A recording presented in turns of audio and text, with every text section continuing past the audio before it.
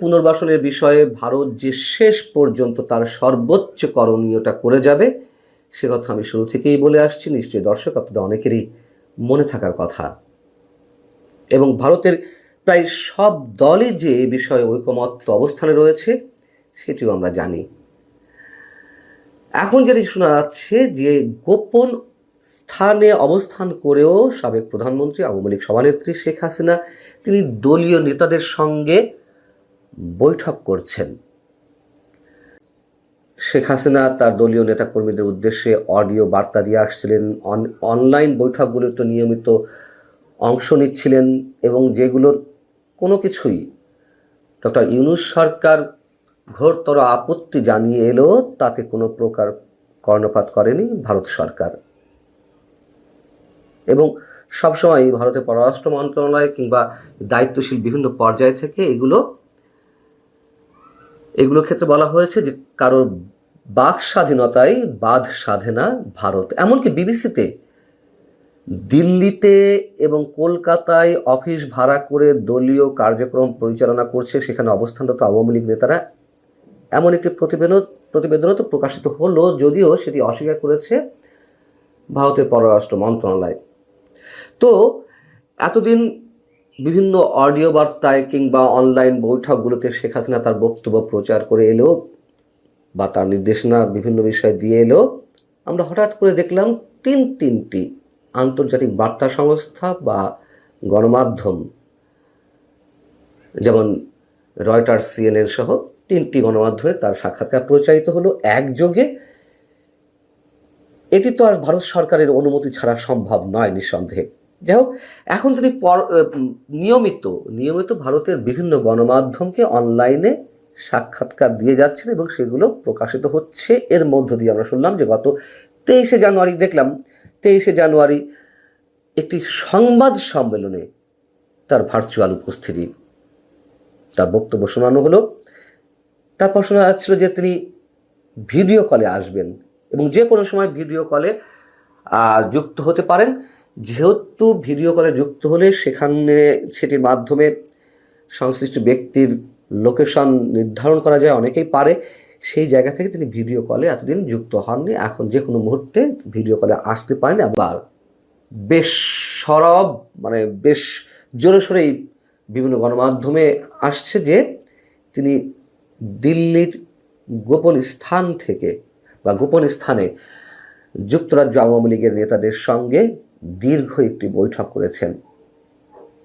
অতএব শুরুতে যেটি বলছিলাম যে এসবের কোনো কিছুতেই অবাক হওয়ার থাকবে না, যদি কিনা সেখান থেকে বিশেষ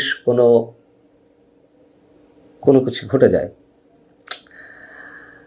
গণমাধ্যমকে যুক্তরাজ্য আওয়ামী লীগের নেতারা যেটি বলছেন, ভারত সরকার দিল্লিতে কঠোর নিরাপত্তা বেষ্টনীর মধ্যে বিশাল একটি বাড়িতে শেখ হাসিনাকে অত্যন্ত মর্যাদার সাথে রেখেছে।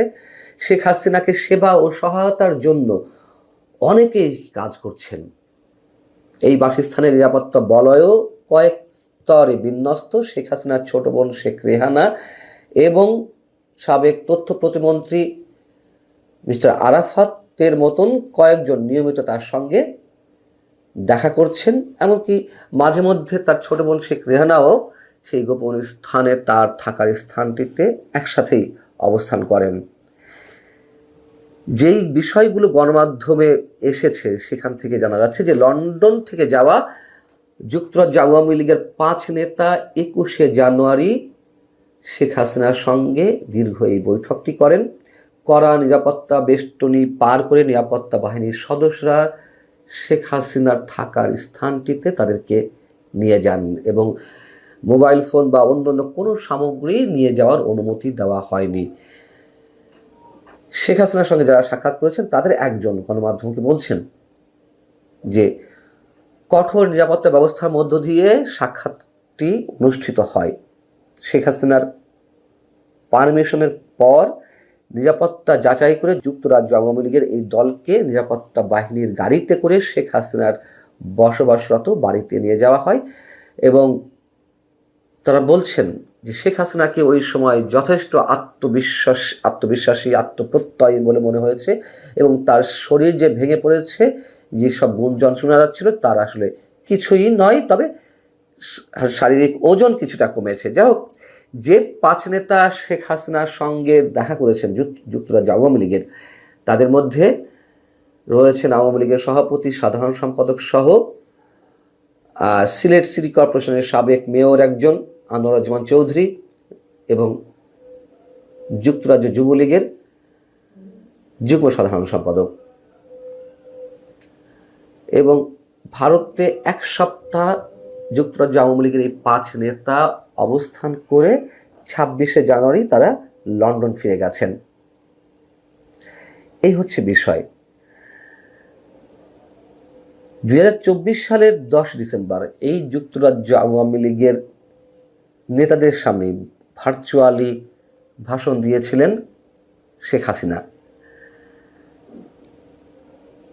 গত 21শে জানুয়ারি যে বৈঠকটি যুক্তরাজ্য আওয়ামী লীগের নেতাদের সঙ্গে হয়েছে, এটি নতুন কোনো বৈঠক নয়। এর আগেও আওয়ামী লীগের কয়েক নেতা একসঙ্গে,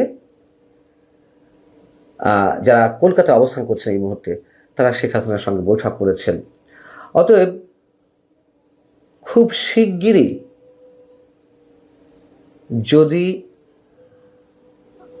এইসব বৈঠকের মাধ্যমে কি হবে আমি নিশ্চিত নই, তবে এটুকু বলা যেতে পারে যে যদি বড় কিছু ঘটে যায় তাতে অবাক হওয়ার কিছু থাকবে না। রাজনীতিতে শেষ বলে কিছু নেই, সেই পুরনো কথাটি আমাদেরকে সবসময় মনে রাখতে হয়। এবং আল জাজিরা যে একটি প্রতিবেদন প্রকাশ করেছে, শেখ হাসিনা নেই, পলাতক, নির্বাচনে আওয়ামী লীগ নিষিদ্ধ, কিভাবে টিকবে দলটি, সেটি বিষয়ে আপনাদেরকে জানিয়েছি। অতএব বাস্তবতার জায়গা থেকে যা কিছু দৃশ্যমান আমাদের সামনে, হঠাৎ করে তার মধ্য দিয়ে অনেক কিছু যদি ঘটেও যায়, নিশ্চয়ই সেখানে বিস্মিত হওয়ার কিছু থাকবে না, খুব স্বাভাবিকভাবেই